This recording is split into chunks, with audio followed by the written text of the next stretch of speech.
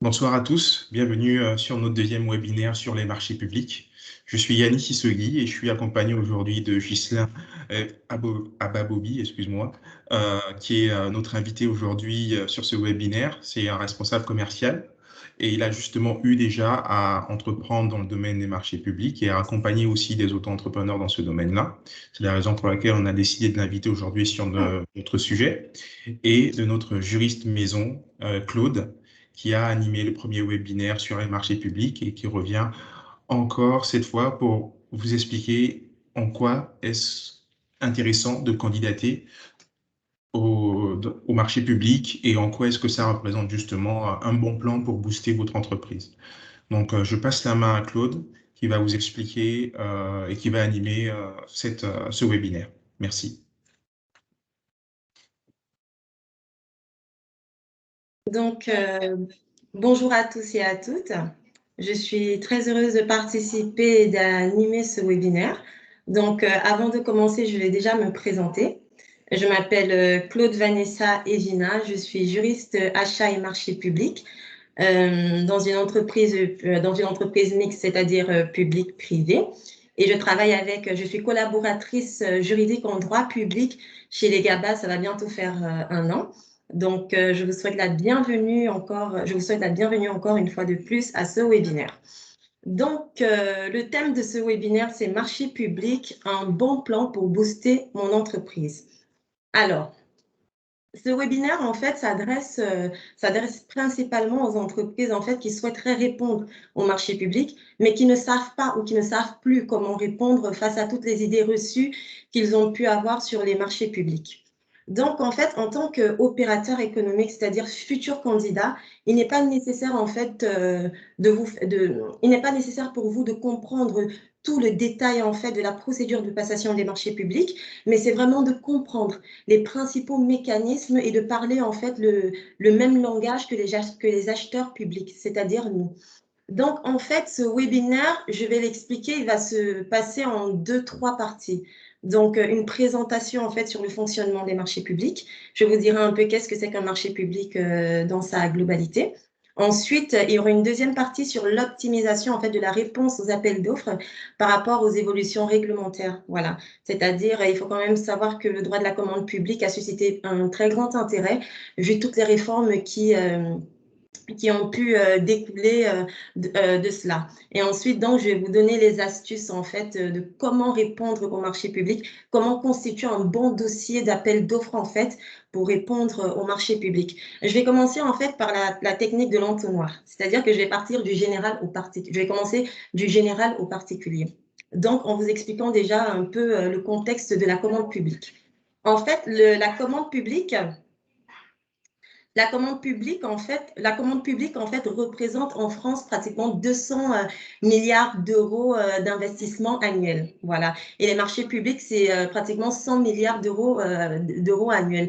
Il faut dire, en fait, que le droit des marchés publics, c'est un droit qui est en permanente évolution, en constante évolution. On peut voir depuis, par exemple, le Code des marchés 2004 jusqu'au Code de la commande publique. C'est un droit vraiment qui suscite un intérêt particulier. On peut voir un peu toute cette danse, que ce soit jurisprudentielle, réglementaire ou encore législative, qui se joue, qui s'articule autour des droits des marchés publics. Tout récemment, par exemple, on a eu la réforme des cahiers des clauses administratives générales depuis le 1er avril 2021. C'est vrai que du fait de ses caractéristiques propres, en fait, la France, en fait, est insérée dans un ordre juridique européen. Ça veut dire qu'on a la primauté du droit européen, en fait, sur le droit national français. Ce qui veut dire, par exemple, que dans le droit des marchés publics, le droit européen, en fait, le droit européen a un impact, en fait, dans les marchés publics. Non, c'est vraiment quelque chose à ne pas négliger. Et tout ça, en fait, ça apporte une sorte de complexité au niveau de la procédure de passation des marchés publics. Et face à toute cette procédure, c'est-à-dire les petites et moyennes entreprises, c'est-à-dire vous vous trouvez un peu embarqué, en fait, dans cette complexité juridico-procédurale, en fait. Mais quand même, je tiens à vous dire que face à cela, face à cette complexité juridique, l'État s'est quand même soucié en fait de votre santé financière et elle a mis en place, en fait, l'État a mis en place des mesures, un panel juridique, c'est-à-dire des mesures réglementaires et toutes sortes d'autres mesures en fait pour vous soutenir dans cette démarche-là. Donc, je vais commencer en fait par vous dire, on va entrer dans le vif du sujet. Qu'est-ce qu'un marché public? Qu'est-ce qu'un marché public? Alors, selon l'article L 1111-1 du Code de la commande publique, un marché public, il est conclu, c'est un contrat qui est conclu à titre onéreux entre un pouvoir adjudicateur et un ou plusieurs opérateurs économiques, c'est-à-dire vous, dans le but de satisfaire des besoins en matière de travaux, de fournitures, de services, en contrepartie d'un prix ou de tout autre équivalent. Voilà. Qu'est-ce qu'on entend par marché public de travaux? Ce sont des typologies de marchés publics que l'on retrouve aux articles L 1111 2 à 5 du Code de la commande publique. En marché public de travaux, par exemple, je peux vous citer la construction d'un groupe scolaire. En marché public de fourniture, on peut citer des denrées alimentaires. Et en marché public de services, on peut citer des prestations de nettoyage. Voilà. Il faut savoir que quand on parle marché public, quand on pense marché public, on pense à une réflexion qui est une réflexion en fait qui est mise en place. Ça veut dire que rédiger un marché public du côté de l'acheteur, ce n'est pas chose évidente. Ça veut dire que il faut savoir que dans un souci d'efficacité de la commande publique et de la bonne gestion des deniers publics, parce que quand on entend par, qu'est-ce qu'on entend par deniers publics, c'est quand même l'argent du contribuable qui est mis en jeu, qui est mis à disposition. Donc, dans ce souci-là, en fait, il faut savoir que la commande publique, en fait, la procédure de passation des marchés publics, elle est encadrée. Elle est encadrée, en fait, par des principes généraux, en fait, par les principes généraux de la commande publique. Et ces principes généraux, on les retrouve à l'article L3 de la commande publique. Il s'agit en fait du principe d'égalité de traitement des candidats, le principe de libre d'accès à la commande publique ou encore le principe de transparence des procédures. Concernant le principe de la liberté d'accès à la commande publique, c'est un principe qui impose en fait une concurrence effective. Voilà. Ça veut dire que toute entreprise, ça veut dire que toute institution, toute entreprise a le droit, en fait, de postuler. Elle a le droit de postuler à l'attribution d'un appel d'offres. Ensuite, on a le duo de choc, si je peux appeler ça comme ça, c'est-à-dire le principe d'égalité de traitement avec son corollaire, qui est le principe, en fait, de la liberté, de la transparence des procédures. Quand on parle du principe de liberté d'accès, du principe d'égalité des traitements, des candidats, c'est un principe qui met en avant en fait une concurrence saine et effective, c'est-à-dire que les candidats doivent avoir accès aux mêmes informations, au même titre que les autres. Concernant donc la transparence des procédures, c'est comme je l'ai dit tout à l'heure, ce principe en fait il est le corollaire de l'égalité de traitement. Ce principe en fait a pour but de garantir l'absence et le risque de favoritisme et d'arbitraire de la part de l'acheteur. Donc ce délit de favoritisme, il faut quand même le savoir, qu'il est réprimé pénalement à l'article 432-1-14 du code pénal.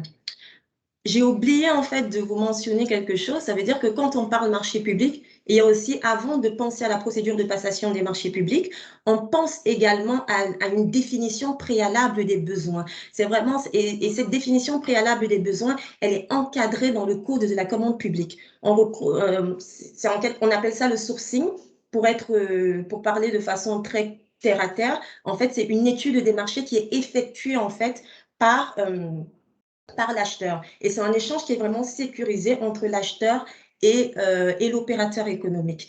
C'est donc vrai que par rapport à tout ça, c'est vrai que par rapport à tout ça, les entreprises, surtout les PME, il est clair que face à cette complexité juridico-procédurale, les TPE et les PME se disent très souvent lésées et se disent très souvent lésées par rapport à cela.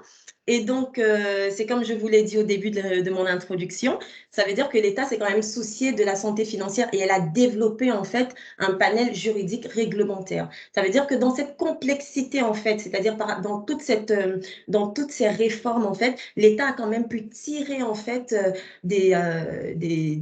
un panel, en fait, des mesures pour pouvoir favoriser la présence, en fait, des TPE et des PME sur les marchés publics.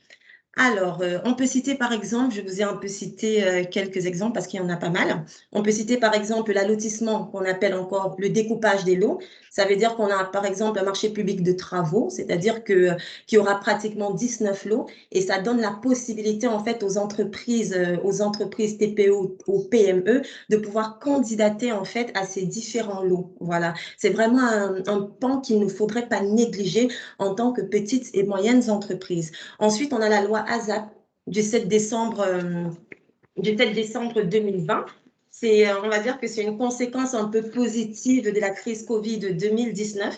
C'est la loi qui est dite d'accélération et de simplification de l'action publique qui va rehausser en fait le seuil de dispense de mise en publicité pour les marchés publics de travaux jusqu'à 100 000 euros. Voilà. Ça veut dire, en d'autres termes, si je l'explique de façon terre à terre, quand on a un marché, par exemple, dont la valeur du marché est estimée à 100 000 euros hors taxe, les acheteurs n'ont pas l'obligation nécessaire en fait de passer par une procédure de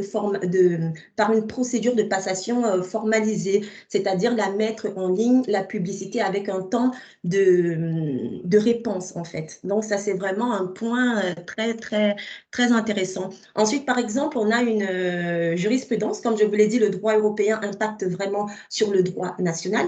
On a par exemple une jurisprudence récente qui est sortie par rapport à la Cour de justice de l'Union européenne du 17 juin 2021 par rapport aux accords cadres. Maintenant, les accords cadres doivent être passés avec un maximum obligatoire. Ça permet en fait de sécuriser les petites et moyennes entreprises en fait dans par exemple le stock de fournitures ou de matériaux qu'ils pourraient avoir dans leur entreprise. Donc ça c'est vraiment une très bonne jurisprudence et il faut savoir qu'elle est quand même déjà d'applicabilité au sein du droit national français parce qu'il y a déjà des jurisprudences qui qui ont pu condamner, par exemple, l'État français de ne pas avoir respecté ce principe-là. Ensuite, on peut citer encore le sourcing, comme je vous l'ai dit tout à l'heure, c'est-à-dire que le sourcing permet aux entreprises en fait de se connaître, de se faire connaître en amont. C'est vraiment un échange sécurisé entre l'acheteur et les entreprises. Ça veut dire que l'acheteur sera en mesure en fait de vérifier que ces exigences sont proportionnées par rapport aux capacités et aux contraintes du secteur concerné qui peuvent évoluer. Voilà. Donc c'est vraiment également un bon point qui a été mis en place. Et je vais ouvrir une petite parenthèse, c'est par rapport à la réforme des CCAG.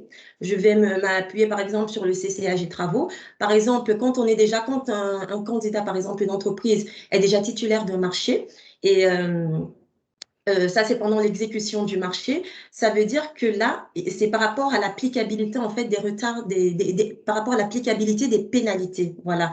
Avant la réforme de 2021, avant la réforme de 2021, les pénalités en fait se faisaient uniquement sur simple constat du maître d'œuvre. Mais depuis cette réforme de 2021, en fait, c'est l'article 19.2 du CCAG travaux. Depuis cette réforme, en fait, le maître d'œuvre a l'obligation en fait d'envoyer un courrier à l'entreprise et l'entreprise, dès réception de ce courrier, elle doit émettre ses observations et ensuite faire un retour au maître d'œuvre en fait. Et au vu des observations qui auront été rédigées par l'entreprise, le maître d'œuvre va décider d'appliquer ou pas les pénalités de retard. Donc, je referme la parenthèse par rapport à cela.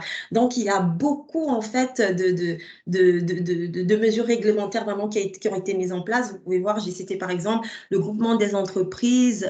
Vous pouvez candidater en tant que co-traitance ou en tant que sous-traitance. Voilà. Donc, c'est vraiment un point à ne pas négliger, voilà, à ne pas négliger. Et donc maintenant, on va arriver au cœur toujours de ce webinaire, comment répondre à un marché public. C'est-à-dire que, comme je l'ai dit dans le petit PowerPoint qui vous est diffusé, la réponse à un marché public n'est pas insurmontable, voilà. Mais c'est clair qu'elle ne s'improvise pas, voilà. Ça veut dire qu'il va falloir mettre en place une sorte de méthodologie en fait qui pourra vous aider à pouvoir répondre mieux que possible en fait au marché public. Voilà. Et donc, qu'est-ce qu'un appel d'offres? Un appel d'offres, en fait, c'est un marché qui est publié sur les différentes...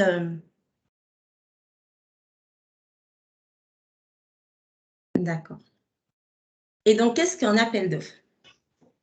Un appel d'offres, en fait, c'est un marché publié sur les plateformes dématérialisées qui permet à l'acheteur, en fait, de sélectionner un ou plusieurs prestataires pour réaliser des prestations en fait qui sont contenues dans un cahier des charges. Voilà. Et donc, moi, je vais vous proposer en fait une méthodologie toute simple, voilà, que je conseille généralement à des entrepreneurs, à des petites et moyennes entreprises qui me sélectionnent. C'est-à-dire déjà le premier point en fait, c'est de faire une veille. C'est de faire une veille en fait sur de faire une veille des marchés publics sur les plateformes d'appel d'offres. Voilà. C'est-à-dire quoi? Ça veut dire que la première étape est de recevoir les appels d'offres qui vous intéressent. Et il faut savoir en fait qu'en France, il existe vraiment, je pense, plus de 1000 ou plus de 1000 supports de publicité concernant les marchés publics. Donc, on peut les regrouper de cette façon.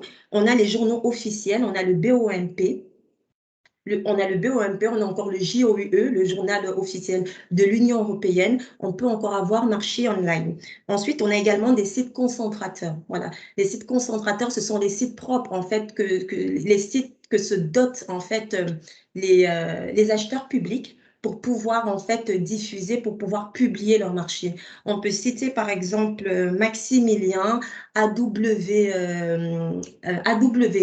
ou encore achatpublic.com. Ça, c'est vraiment, j'en ai énuméré quelques-uns. Et ensuite, vous pouvez avoir les sites Internet. Je vous invite vraiment à aller sur les sites Internet des institutions publiques, genre les collectivités territoriales, les mairies, les régions, les départements. Voilà. En deuxième point, je vous conseille en fait de prendre connaissance du dossier de consultation des entreprises. C'est-à-dire que vous le récupérez et vous faites l'analyse des pièces constitutives du dossier de consultation des entreprises. Qu'est-ce que le dossier de consultation des entreprises? Le dossier de consultation des entreprises, en fait, constitue l'ensemble des documents fournis par l'acheteur auxquels il va se référer, en fait, pour faire une analyse de besoin et de décrire, en fait, et décrire toutes les modalités de procédure de passation, y compris l'avis d'appel à la concurrence. Je m'arrête sur ce point parce que je souhaiterais insister sur un point, c'est de ne jamais télécharger le dossier de consultation des entreprises en mode anonymat. En mode anonymat, pourquoi? Parce que en fait, dans la plateforme, vous n'êtes pas enregistré dans la base des données de la plateforme sur laquelle le pouvoir adjudicateur s'est servi pour lancer un marché public. Vous êtes juste enregistré comme une entreprise qui souhaite avoir de simples informations. Et qu'est-ce que ça implique derrière? Ça implique quoi? Ça veut dire que s'il y a des nouvelles pièces à ajouter en fait dans un marché public, disons il y a des pièces complémentaires où il y a des informations, vous ne serez pas destinataire de ces informations-là. Donc, évitez vraiment de candidater, de télécharger le DCE en mode anonymat. Voilà. Alors, je vais quand même m'arrêter, je vais quand même encore m'attarder sur les pièces du dossier de consultation des entreprises. On a le règlement de consultation en fait des entreprises.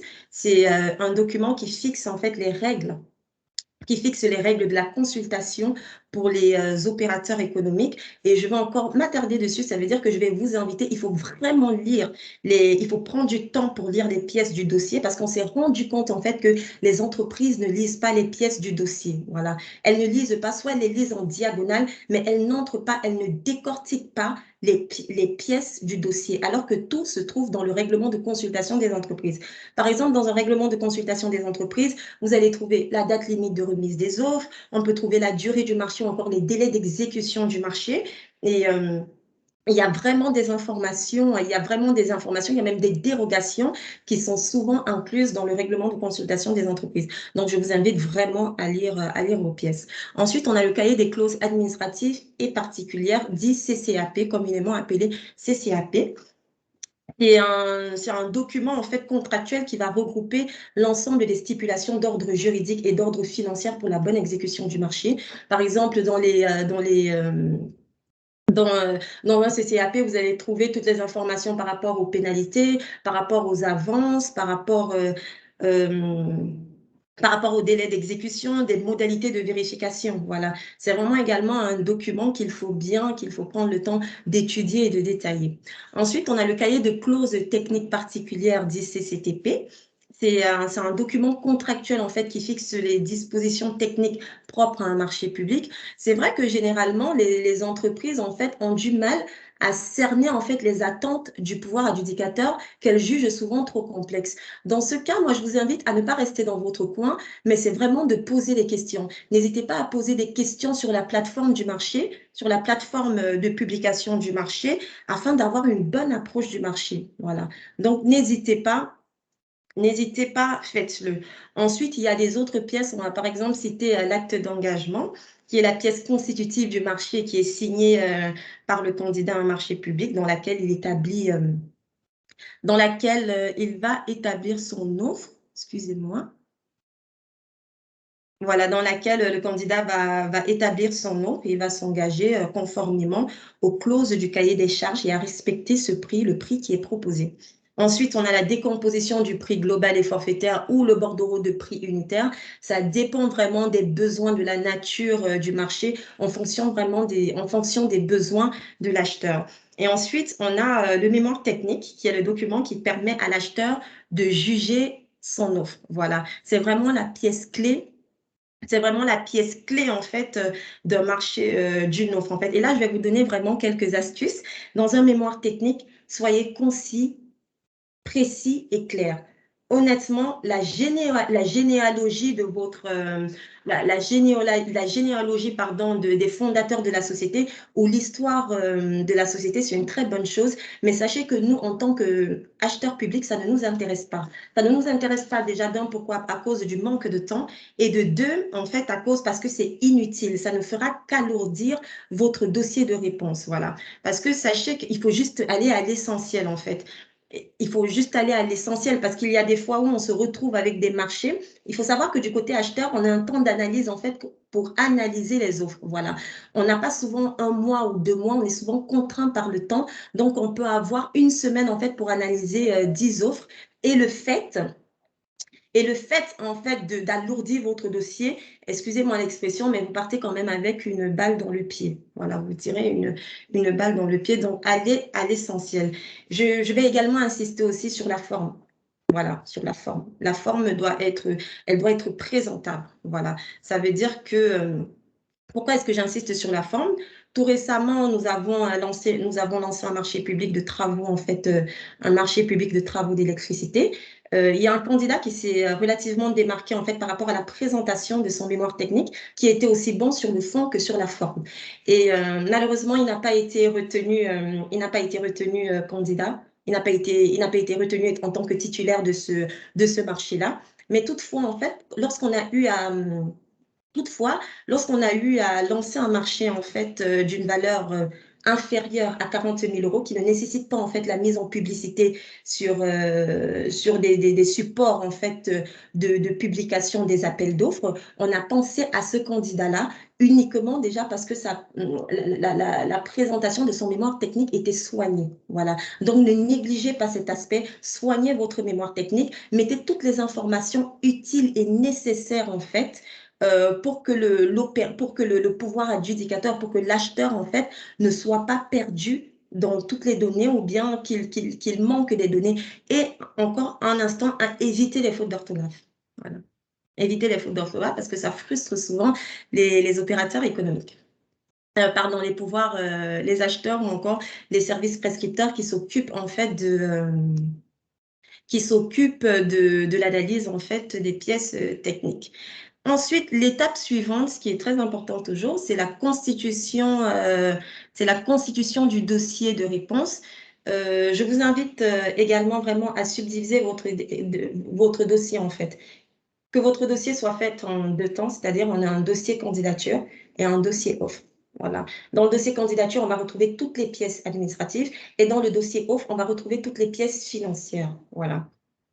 Ce qui nous évite, en fait, en tant que nous, acheteurs, de commencer à chercher les pièces manquantes.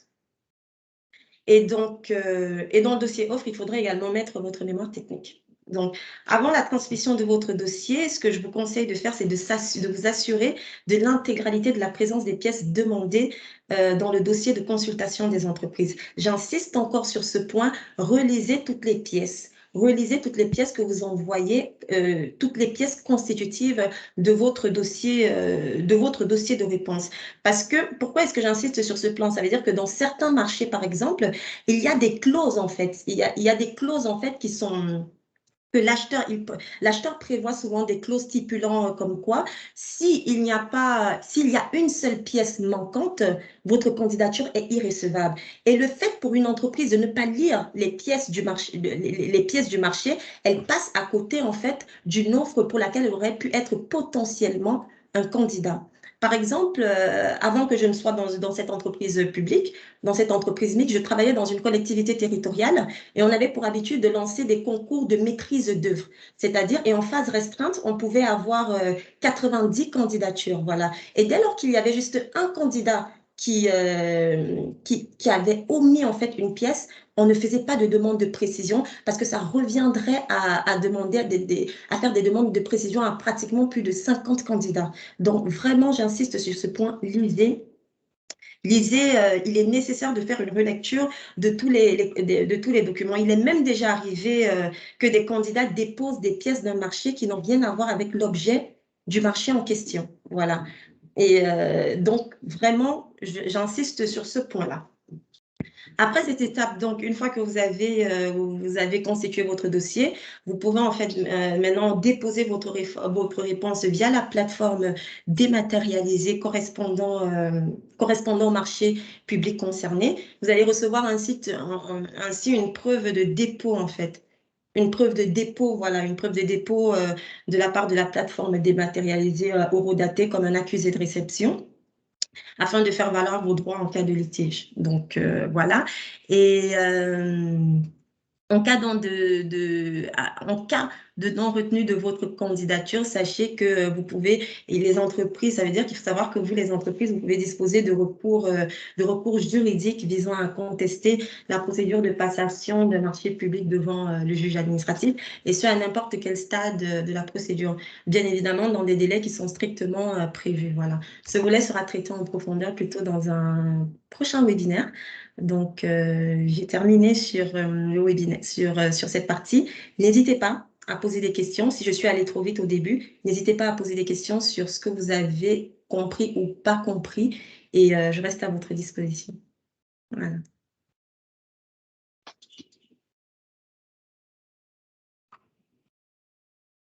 Je vais maintenant laisser la main à Monsieur Ghislain Aboubi, qui est responsable commercial et qui va vous donner un peu son expérience. Merci Claude. En tout cas, bravo pour la présentation. Sur certains points, il y aura peut-être un doublon parce que tu as abordé certains points du côté acheteur. Moi, je l'aborderai plutôt du côté, on va dire, prestataire. Voilà. Ça pourra se rejoindre comme ça pourra diverger. Dans tous les cas, ce ne sera pas dans le même angle de vue. Alors, je voudrais savoir, est-ce que Yannis a la possibilité, en fait, de projeter le fichier? Celui que tu m'as envoyé? Ouais. Ouais. Est-ce que c'est possible ou si ce n'est pas possible, j'y vais. Enfin, je commence. Ça va être compliqué à récupérer là. Ok, bon, parfait. Alors moi, je vais plutôt aborder la question de la réponse aux appels d'offres du point de vue du prestataire. Voilà, donc comme ça a été dit, je suis Aboubi Ghislain, je suis responsable commercial. J'ai eu à traiter en fait des appels d'offres à la fois dans le marché de l'énergie, puis dans le marché de la sécurité, à la fois donc appel d'offres publics et appel d'offres privés. Et il m'arrive de conseiller ou d'accompagner des PME, TPE en fait qui décident de se lancer sur le marché, dans le domaine, dans la réponse des appels d'offres. Et donc je les conseille, je les accompagne pour qu'ils aient en fait un certain nombre de réflexes, une certaine formation dans cette réponse d'appel d'offres qui sont quand même assez techniques. Alors moi, la définition que j'ai donnée de l'appel d'offres, c'est que c'est une procédure à travers laquelle le maître d'ouvrage décide de mettre en concurrence des prestataires dans le but de choisir un ou plusieurs soumissionnaires pour la réalisation de prestations, de travaux, de fournitures et de services. Donc, Claude a parfaitement défini ce qu'étaient les prestations de travaux, de fournitures et de services. Donc, le maître d'ouvrage, ici, en général, ici, ce sera le pouvoir adjudicateur, peut être un acteur privé, entreprise, association, etc., ou au contraire, un acteur public, une collectivité locale ou territoriale, ou des organismes privés rattachés à l'État. Alors, il y a une liste non exhaustive, excusez-moi, des acheteurs publics. Ça peut aller de la présidence de la République, des ministères, des régions, jusqu'aux mairies. Et ça peut conserver aussi bien les universités, les hôpitaux, les ports et aéroports. Bien entendu, en fonction de l'importance et de la sensibilité des marchés qui sont proposés, il peut être demandé en fait aux prestataires qui décident de répondre à l'appel d'offres d'avoir un certain nombre d'éléments de gages de confidentialité. Donc, on leur demande soit d'avoir un grade sécurité défense, enfin, soit un grade confidentiel défense, soit un grade secret défense. Ça peut arriver, notamment pour tout ce qui est port, aéroport, ou alors des marchés qui concernent certains ministères. Je vais également aborder la question du seuil de publicité de l'appel d'offres public. Il faut savoir qu'il est important pour moi, pour une entreprise, une TPE, PME, de répondre au marché public. Pourquoi? Parce que ça reste quand même un élément qui peut leur permettre de développer leur activité. Alors, il faut savoir que, comme ça a été précisé tout à l'heure, il y a un seuil de publicité non obligatoire. Il était jusqu'à présent, jusqu'avant le Covid, de 40 000 euros. Il a été porté à 100 000 euros aujourd'hui. Ça veut dire que pour tous les marchés qui sont inférieurs à 100 000 euros, la collectivité publique n'a pas l'obligation en fait de publier le marché. Donc, il peut octroyer en fait ce marché à des entreprises sans passer par la procédure d'appel d'offres. Mais c'est vraiment en dessous de 100 000 euros. Il y a également un seuil de publicité libre. Et là, pour moi, ça intéresse beaucoup les PME, les TPE. La publicité libre, c'est le seuil en deçà duquel la collectivité peut publier en fait l'appel d'offres, mais le publie, on va dire, vraiment sur le support qu'il souhaite. Ça peut être le site de la mairie, par exemple, ou le site du ministère ou le site de l'université. Il n'a pas forcément l'obligation de le publier sur tout ce qui est BOAMP ou le journal d'annonce légale ou le journal officiel de l'Union européenne. C'est vraiment important parce que aujourd'hui, de plus en plus, dans les réponses en fait des appels d'offres ou dans l'émission des appels d'offres publics, les collectivités ou les acheteurs favorisent, entre guillemets, on va dire, les TPE, PME locales.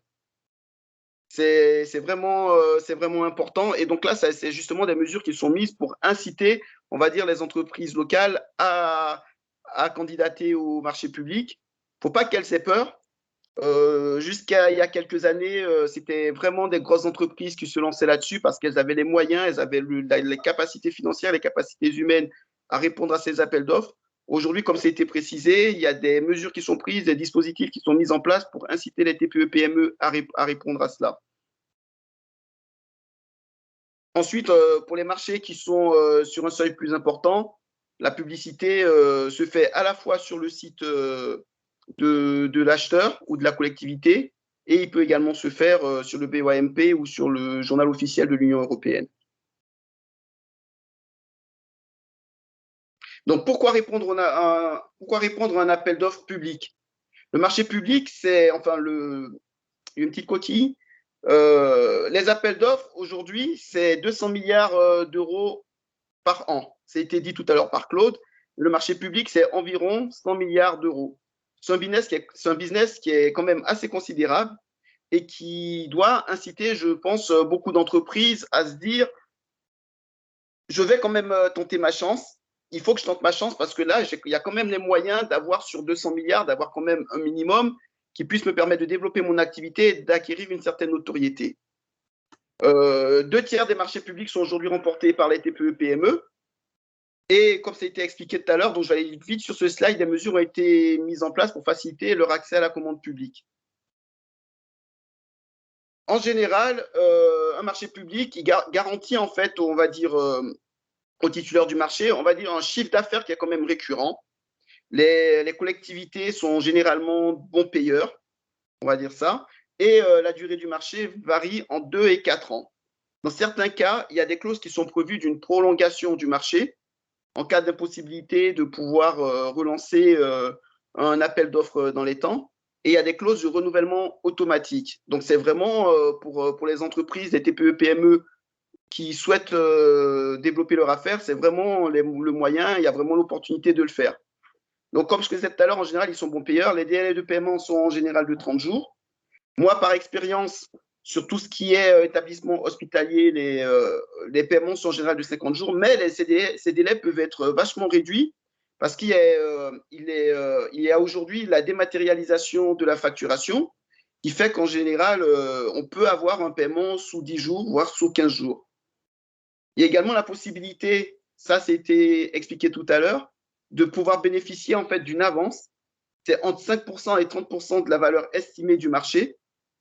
Donc, on peut bénéficier de cette avance-là avant même de commencer en fait les prestations. Donc, on constate que vraiment les mesures, les dispositions sont prises pour justement faciliter, on va dire, la prise en charge du marché et faciliter, on va dire, le début du marché. Et enfin, répondre à un appel d'offres public et obtenir le marché, c'est quand même une notoriété pour l'entreprise qui remporte ce marché, excusez-moi, vous vous rendez compte, vous remportez un marché public avec la ville de Paris, vous mettez sur votre site comme quoi vous êtes un prestataire de la ville de Paris, ça vous apporte crédibilité, ça vous apporte notoriété et c'est une réputation positive et vous pouvez même être sollicité, ne serait-ce que parce que vous êtes prestataire d'une ville. Moi, ça m'est arrivé personnellement pour l'une des entreprises dans laquelle je travaillais, où on était prestataire d'un marché donc sur la Tour Eiffel et on était sollicité justement par des entreprises qui nous contactaient parce qu'ils ont vu qu'on était prestataire de la Tour Eiffel et même pour la ville de Lyon, on était prestataire de la ville de Lyon, ça nous apportait, on va dire, a posteriori, beaucoup d'autres opportunités de développer notre affaire.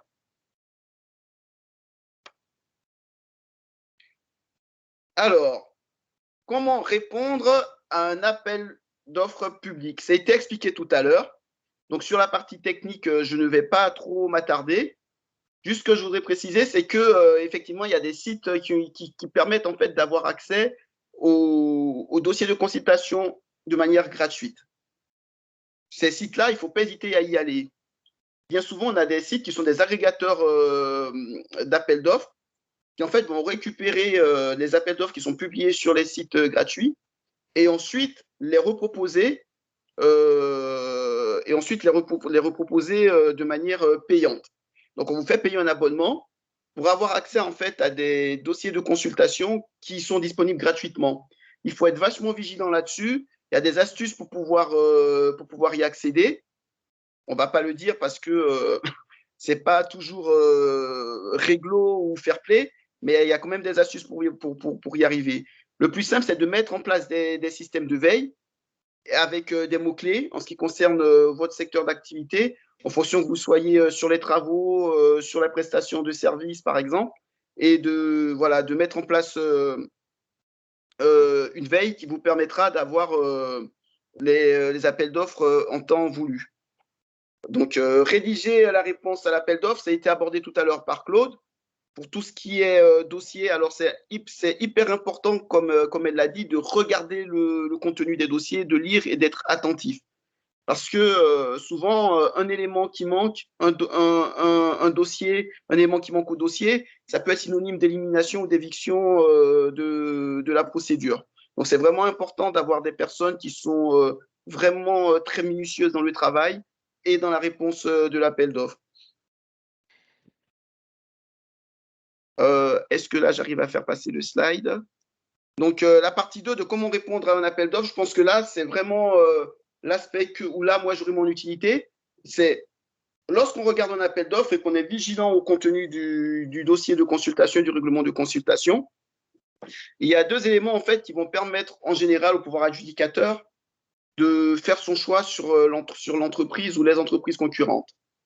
En général, moi, par expérience, j'ai constaté qu'en général, dans les marchés publics, on est plutôt sur des coefficients de 40% pour la technique et de 60% pour les prix. Mais de plus en plus, on constate qu'il y a un rééquilibrage en fait de ces coefficients-là.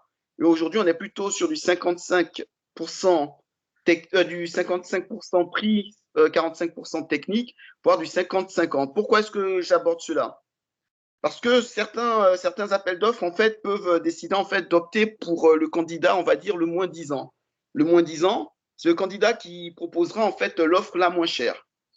Il faut savoir que si on propose une offre moins chère, c'est qu'on rogne forcément sur la technique et sur la capacité qu'on a à réaliser en fait le marché si on est titulaire de ce marché-là. Ça peut être des moyens humains, ça peut être des moyens matériels, ça peut être donc pendant longtemps il y a eu le débat entre nous qui sommes prestataires et, les différents acheteurs de leur demander de rééquilibrer cela, que la partie technique soit davantage prise en compte et que nous, on se différencie beaucoup sur la partie technique.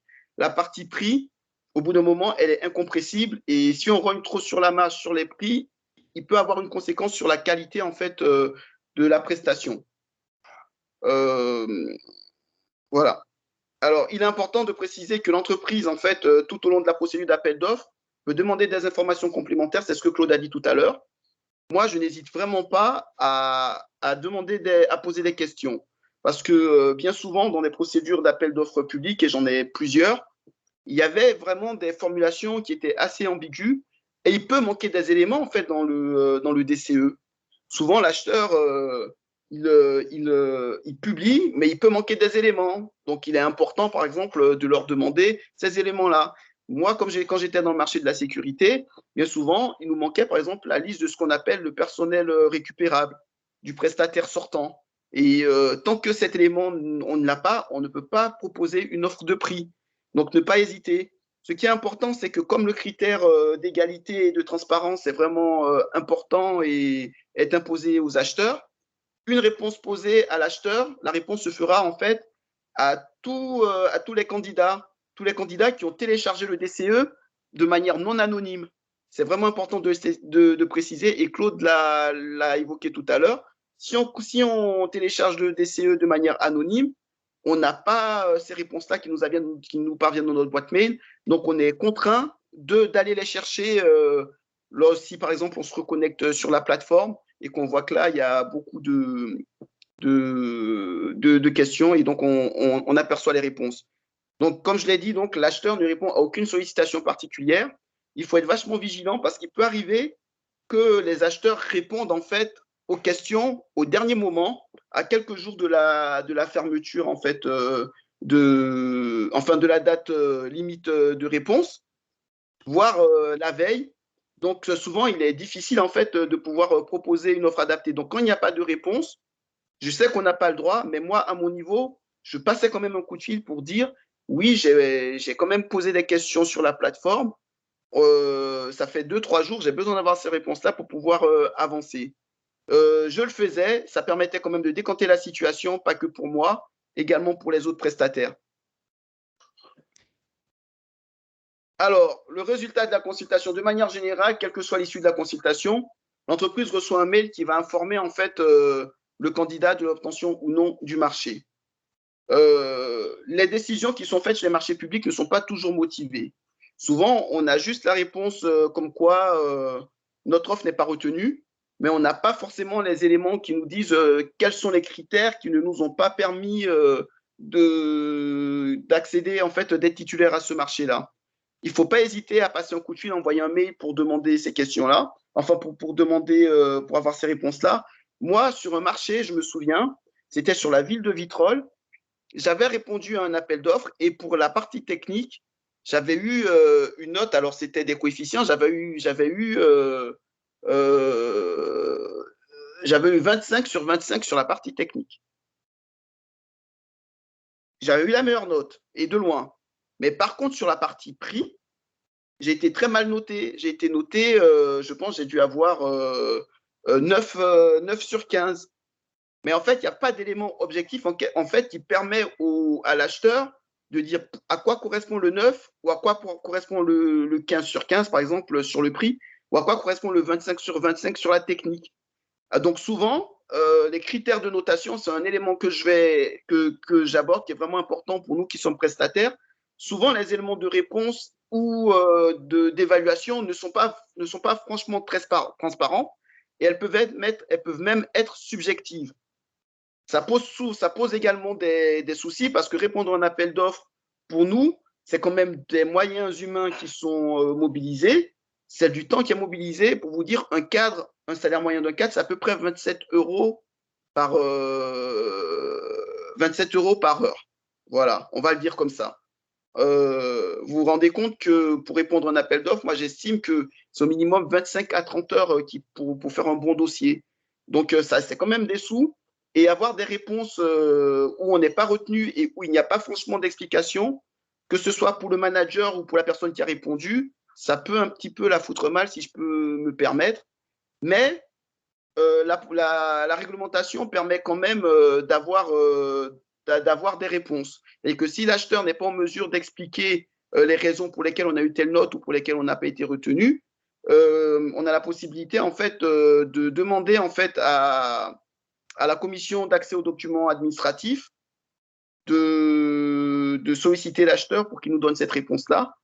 Et on a la possibilité également de contester le marché public si on s'estime lésé. C'est vraiment important. Donc, une contestation peut remettre en cause vraiment le marché et voir, il peut y avoir une républication de l'appel d'offres si vraiment on va au bout de la procédure et qu'on se rend compte qu'il y a vraiment eu quelque chose de pas très réglo. Alors, optimiser les appels d'offres, c'est vraiment là que c'est important. Répondre avant un appel d'offres, c'est, comme j'ai dit tout à l'heure, c'est avant tout mobiliser les ressources nécessaires pour se donner les chances de remporter la consultation. Ce sont des ressources humaines, des ressources financières, c'est du matériel, c'est du temps auquel on consacre cette réponse-là. Moi, de l'estimation que j'ai pu faire et pour avoir discuté avec d'autres collègues, d'autres entreprises, on estime en fait que 30% en fait, des candidatures aux appels d'offres sont couronnés de succès. 13%, pardon. 13%, c'est quand même très peu. Donc, pour faire augmenter le taux de transformation, pour moi, il est impératif, en fait, de sélectionner les consultations auxquelles on va répondre. Par exemple, un appel d'offres qui est trop orienté prix, moi, je conseille qu'il faut vraiment éviter ces marchés-là parce que tout simplement, ce sera vraiment l'offre la moins disante, en fait, qui sera sélectionnée.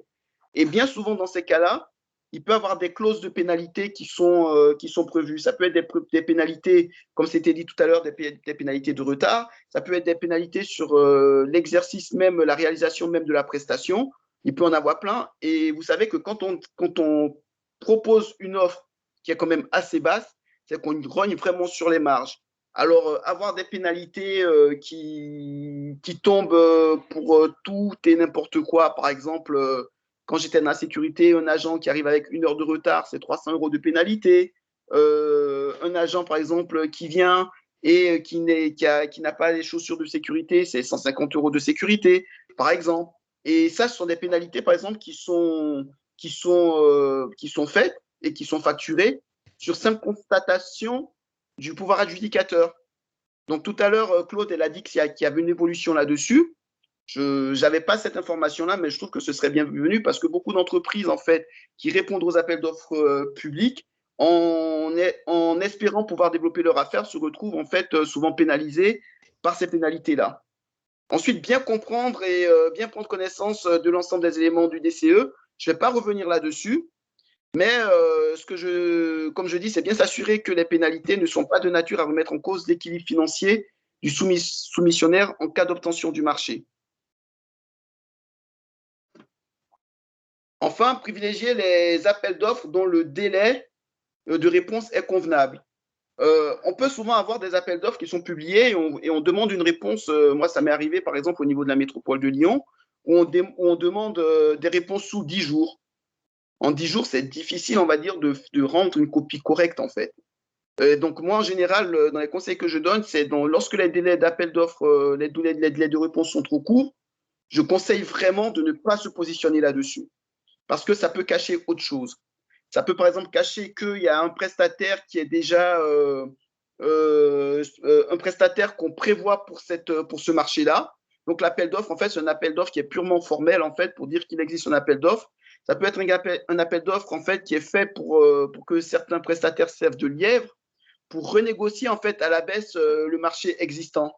Ça peut exister, donc sur les marchés d'offres dont les délais sont trop courts, en général, je conseille moi de ne pas se positionner là-dessus parce qu'on ne fait pas un travail propre et souvent pas présentable.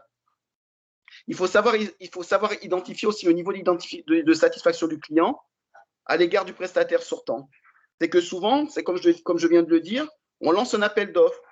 Mais en général, le marché public, on est plutôt assez conservateur avec les prestataires. C'est qu'on aime bien travailler avec ceux avec qui on a l'habitude de travailler. Donc, parce qu'il y a beaucoup de choses qui se font de manière automatique, il y a des automatismes qui se créent, sauf lorsqu'il y a vraiment de grosses défaillances du prestataire sortant. Donc, en général, sur les appels d'offres, et ça on peut le constater, bien souvent, ce sont les mêmes entreprises qui sont reconduites, sauf lorsqu'il y a un allotissement. Et l'avantage de l'allotissement, ça permet vraiment de segmenter en fait le marché et de permettre en fait de faire rentrer, on va dire, des PME, des TPE qui n'avaient pas auparavant accès à ces marchés-là et de leur permettre en fait justement de pouvoir bénéficier en fait de tous les avantages que peut connaître en fait un marché public. Voilà. Et il est aussi important de privilégier les appels d'offres locales. Par exemple, si on est une entreprise de Lyon ou de Villeurbanne ou ailleurs, c'est important de répondre aux appels d'offres en fait qui sont émises par les collectivités ou par les institutions de sa ville. De plus en plus, on constate que les acheteurs privilégient, on va dire, des prestataires locaux. Parce que les prestataires locaux permettent en fait de faire vivre l'économie locale. Ça permet de réduire le taux de chômage, par exemple, parce qu'un prestataire qui remporte un marché public, c'est des emplois. Donc, il y a pas mal de mesures qui sont faites pour inciter, on va dire, les prestataires à répondre à ces marchés. Donc ça, je vais souvent le répéter, mais c'est vraiment important. Et enfin, comment optimiser en fait les appels d'offres, c'est répondre régulièrement aux appels d'offres, parce qu'en fait, répondre régulièrement aux appels d'offres, ça permet de gagner en technicité et en expérience. C'est vraiment important, parce qu'on gagne en technicité, on gagne en expérience, c'est un gain de temps et c'est du personnel formé. Au bout d'un moment, la réponse aux appels d'offres, ça devient quelque chose, on va dire, où il s'agit tout simplement en fait d'adapter l'offre aux clients. C'est important. Ça permet aussi d'améliorer les chances de remporter un marché. Parce que plus on répond à des appels d'offres et plus on a de chances de répondre au marché. Souvent, il peut y avoir des entreprises qui répondent à un appel d'offres et qui se disent non, là, ça n'a pas marché, je vais m'arrêter là, ça ne m'intéresse pas. Mais non, il ne faut pas baisser les bras, il faut répondre. Et en plus, tout à l'heure, c'était dit par Claude, le fait de répondre et de faire des réponses qui sont qualitatives sur le fond et sur la forme, ça permet un petit peu de rentrer dans les petits papiers parce qu'on attire l'attention en fait, des acheteurs. Et eux savent qu'en cas de besoin, en cas de défaillance, par exemple, du titulaire du marché, ils peuvent nous consulter, nous contacter, par exemple, pour reprendre. Ça peut arriver, nous, ça nous est arrivé. Il est important donc de se faire connaître par les acheteurs.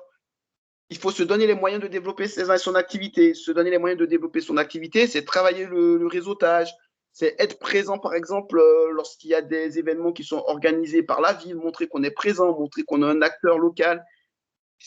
Tous ces éléments-là font qu'en fait, contribuent en fait à optimiser en fait les réponses aux appels d'offres. Et surtout, c'est de ne pas hésiter à faire appel à des spécialistes, tant au niveau juridique qu'au niveau technique, pour répondre à ces appels d'offres-là, parce qu'avec l'expérience qu'on a, avec les conseils qu'on peut apporter, ça peut être également un gain de temps pour le prestataire. Ça peut être un gain de temps justement pour lui de répondre dans la réponse de ces dossiers d'appel d'offres-là et gagnerait très rapidement en fait dans le qualitatif. Voilà ce que je voulais dire. Comme le temps était limité, j'ai essayé d'être concis, même si j'ai beaucoup parlé. Donc, s'il y a des questions, n'hésitez surtout pas. Je vous remercie. Alors, je reprends la main. Du coup, je remercie Claude et Ghislain pour cette intervention et sur les détails qu'ils ont pu justement apporter dans tout ce qui est marché public, comment y répondre et pourquoi justement c'est intéressant d'y répondre parce que du coup, finalement, c'est des boosters pour les projets, pour les porteurs de projets et ça permet aux entreprises d'avoir de quoi justement décoller, aussi bien en termes de trésorerie, de crédibilité auprès d'une clientèle plutôt intéressante. Donc, j'ai reçu déjà quelques questions, mais avant justement de vous les poser, j'aimerais revenir sur le fait que les GABAS, justement, travaillent à mettre en place pour les TPE et les PME, justement, un accompagnement sur mesure. Le but, justement, de notre projet, c'est de pouvoir accompagner les porteurs de projets sur les marchés publics. Parce qu'on sait très bien que c'est quelque chose d'assez technique. Ça peut paraître parfois compliqué, c'est vrai, mais lorsque vous faites appel à des juristes ou à des personnes qui ont justement l'habitude de répondre à ces marchés, vous augmentez votre capacité en fait à les obtenir, le taux de réussite. Comme Ghislain le disait tout à l'heure, il est d'environ 13% et c'est très peu. Or que les avantages que ça pourrait apporter pour les porteurs de projets, les TPE et les PME, c'est vraiment énorme. Donc, savoir comment répondre et augmenter justement son taux de réussite, c'est aussi la mission que les GABAS en fait se donnent. Donc, après ces propos, je reviens sur les questions. Alors, j'ai sélectionné 2 questions parce que du coup, on a mis un peu de temps à se mettre en place. Une question pour Claude et une question pour Ghislain. Donc, on va commencer par la question qui est adressée à Ghislain.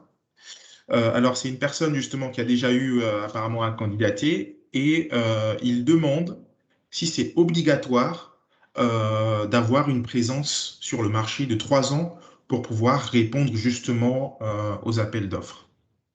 Je te laisse répondre.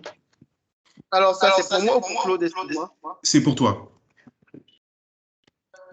Alors, c'est vrai que moi, j'ai pas rencontré ce problème-là, à vrai dire, parce que les entreprises pour lesquelles j'ai travaillé étaient bien plus anciennes que 3 ans. Mhm. Souvent, les acheteurs demandent d'avoir 3 ans. Dans certains dossiers de consultation, avant, ça apparaissait. Mais maintenant, ça n'apparaît plus. Donc, du coup, je ne vais pas donner une réponse. Je pense que Claude est plus à même de répondre à cela. Mais c'est vrai que on peut en fait contourner cet aspect de 3 ans, notamment en faisant une réponse groupée.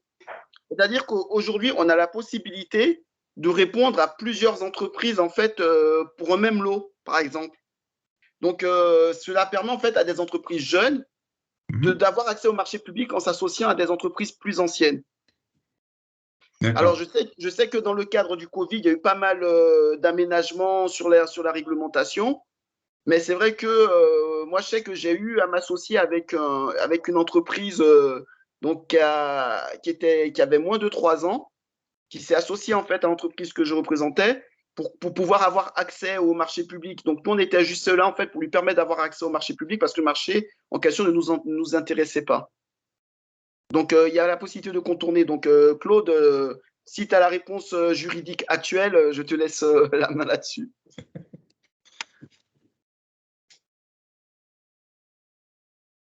Je crois que tu as Claude, le coupé ton micro. micro. Ton micro. Par rapport à cette question, en fait, il n'y a pas de réponse juridique claire à apporter. Je pense que M. Ghislain Abobi a correctement répondu à cette question. Vous pouvez effectivement vous mettre soit en qualité de co-traitance ou en qualité de groupe ou en qualité de sous-traitance pour pouvoir en fait avoir accès à un marché public. C'est vrai que quand on est par exemple en termes de marché public de travaux, on va souvent demander à des entreprises un effectif, par exemple EFF2, qui stipule par exemple de 6 à 12 salariés, et les TPE n'ont pas souvent 6 à 12 salariés. Il y en a ceux qui ont carrément des salariés inférieurs à 6. Donc, le fait de candidater, de vous regrouper de façon simultanée en tant que candidat pour répondre à un appel d'offres, c'est bien. Et effectivement, de passer par les techniques, par la sous-traitance également. Et je vais apporter également un petit élément de la vie courante, c'est que on ne naît pas une grande entreprise, on devient une grande entreprise.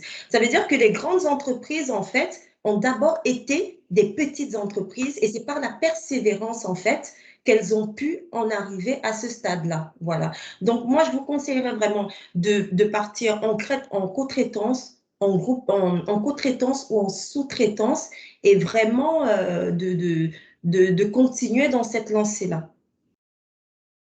D'accord. Donc en fait, pour résumer, il n'y a pas vraiment de règles précises sur l'existence des 3 ans. Il y a une possibilité de détourner lorsqu'on demande par exemple de l'ancienneté en s'associant avec d'autres structures et en répondant par lot. C'est bien ça? C'est ça. Alors, D'accord. je voudrais également apporter un élément qui va vraiment dans ce sens-là. Il faut inciter les jeunes entreprises à s'orienter vers la co-traitance. Parce qu'en fait, il n'y a pas que la durée, il n'y a pas que l'ancienneté de l'entreprise qui porte. Souvent, il y a des clauses qui portent sur la dépendance financière, c'est-à-dire la dépendance de l'entreprise au marché qu'il va signer. Donc, le fait de se mettre en co-traitance, ça permet justement de baisser en fait le taux de la part du marché dans le chiffre d'affaires global estimé de l'entreprise. C'est vraiment important. Donc, jeunes entreprises, allez vers la co-traitance, n'hésitez pas. Ouais. Et je vais quand même apporter une petite précision en fait lors de la présentation de Monsieur Ghislain Aboubi.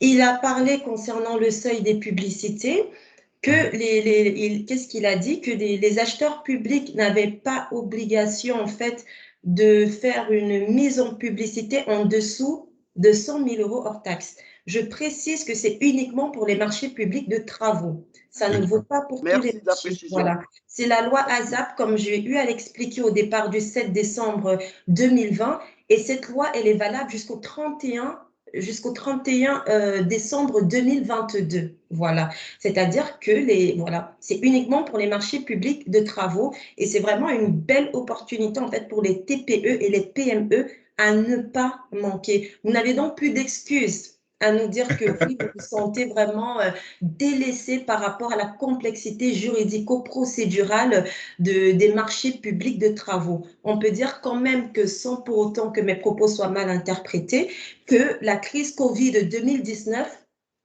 il y a quand même une conséquence positive, en tout cas, par rapport à vous, les petites et moyennes entreprises. Donc, voilà. Alors, la deuxième question. Alors, qu'est-ce qu'il m'a écrit? Voilà. Est-il possible de faire tester sa réponse à une offre avant un envoi définitif? Très bonne question, pour le coup. Claude?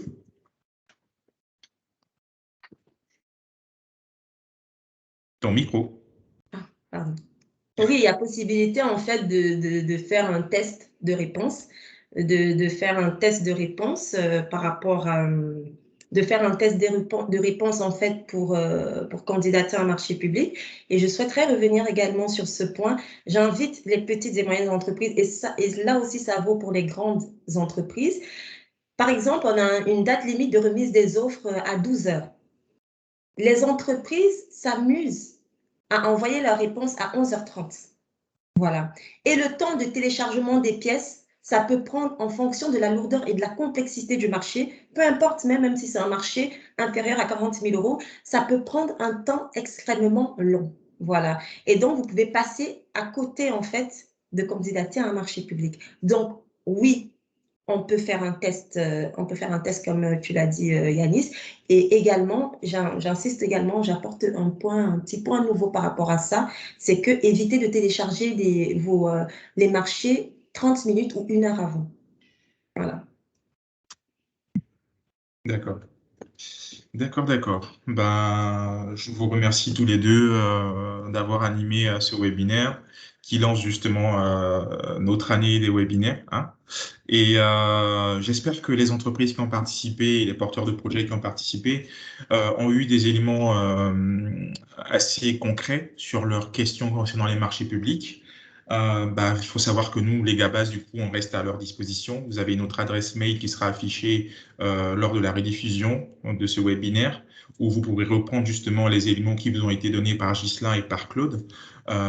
Et vous pourrez également nous solliciter directement si vous avez besoin d'être accompagné sur des questions marché public, comment y répondre, si vous souhaitez notamment être formé ou qu'on prenne en main des exercices tests avant d'y répondre. Ça aussi, on peut vous accompagner là-dessus parce que notre but, c'est vraiment de vulgariser le droit, vulgariser le marché et la commande publique. Donc, je vous remercie à tous. Je vous souhaite une excellente soirée. De prochain webinaire, c'est le 24 novembre de mémoire et ce sera sur comment réussir sa création d'entreprise avec notre juriste spécialiste en droit des sociétés, Gilles Astrid Itoa. Merci beaucoup et passez une excellente soirée à tous. À très bientôt.